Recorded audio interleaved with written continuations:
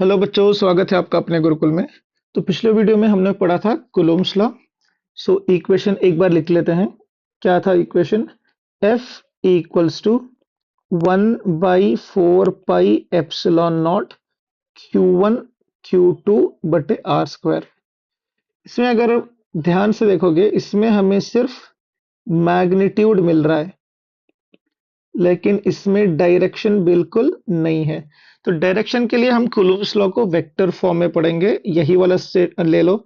दो चार्जेस हैं Q1 और Q2, दोनों सिमिलर चार्जेस अगर ले रहे हैं, दोनों पॉजिटिव ले रहे हैं, तो Q1 जो Q2 पे फोर्स लगाएगा, Q1 जो Q2 पे फोर्स लगाएगा, वो फोर्स इस डायरेक्शन में होगा। तो इसको हम क्या लिखेंगे? Force on two due to one. Force on two due to one. जो इस डायरेक्शन में जो यूनिट वेक्टर है, उसको हम लिखेंगे R21। ठीक। ऐसे ही Q2 भी तो फोर्स लगाएगा ना Q1 पे, इस डायरेक्शन में। तो इस वाले फोर्स को क्या बोलेंगे? Force on one due to two. तो यहां पे जो यूनिट वेक्टर है, उसको हम बोलेंगे R12। ठीक। अब फोर्स के इक्वेशंस लिखो। F12 को हम लिख सकते हैं 1/4 pi epsilon naught Q1 Q2 by r square. ये मैग्नीट्यूड हो गया। अगर हमें वेक्टर चाहिए डायरेक्शन के साथ, यहां पे एक यूनिट वेक्टर आ जाएगा, जो कि हमारा क्या था? R12 cap. ठीक। हाँ। ऐसे ही इस वाले को अगर लिखेंगे F21 को, F21 is equals to 1/4 pi epsilon naught Q1 Q2 by r square. अगर ये वेक्टर फॉर्म में चाहिए तो यूनिट वेक्टर इंट्रोड्यूस हो जाएगा R21 कैप। ठीक। अगर इस वाले डायग्राम को आप ध्यान से देखोगे, तो R12 इस दिशा में है। This is R12 and this is R21। तो हम यहां से क्या लिख सकते हैं? मैग्नीट्यूड तो दोनों फोर्सेस का सेम है ना, यूनिट वेक्टर का डायरेक्शन ऑपोजिट है। तो यहां से हम क्या लिख सकते हैं? R21 की जगह, या फिर R21 की जगह क्या लिख सकते हैं? Minus of R12। देखो, R12 की जगह हम लोग क्या लिख सकते हैं? Minus of R12। ठीक है। तो इस वाले इक्वेशन को कंसिडर करो दोबारा।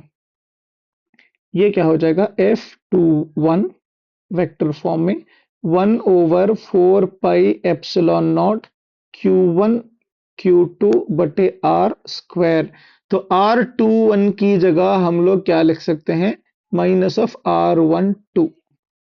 माइनस हमने बाहर निकाला, 1/4 pi epsilon naught Q1 Q2 बटे आर स्क्वायर।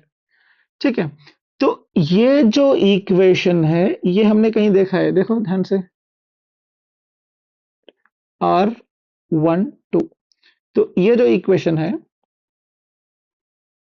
इसकी जगह हम क्या लिख सकते हैं? F12। क्लियरली देखो, तो ये F12 की वैल्यू है। तो इसकी जगह हम लोग लिख सकते हैं माइनस ऑफ F12। तो जो रिजल्ट हमारा निकल के आया, वो क्या है? Force on one due to two, और force on two due to one is negative of force on one due to two. इससे क्या चीज समझ में आ रही है? इनका जो मैग्नीट्यूड है फोर्स का, वो तो सेम है, लेकिन जो डायरेक्शन है, डायरेक्शन क्या है?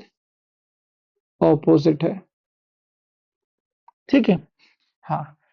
तो कोई एक इक्वेशन ले लो, यही इक्वेशन ले लो। क्या था? F12 is equals to 1/4 pi epsilon naught Q1 Q2 by r square. जो यूनिट वेक्टर था क्या था? R12 cap. ठीक। हाँ। तो यूनिट वेक्टर को कैसे लिखते हैं?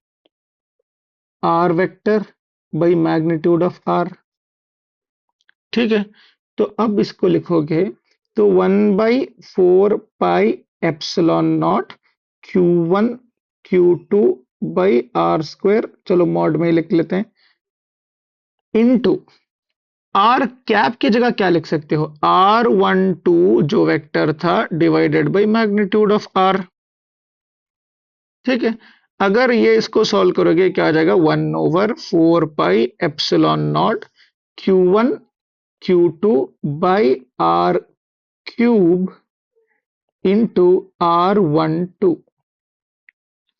हाँ, तो इसको कैसे फर्दर क्या जो फाइनल इक्वेशन आएगा, 1/4 pi epsilon naught Q1 Q2 by r cube into, तो R12 की जगह क्या लिखोगे, R2 minus R1, R2 minus R1।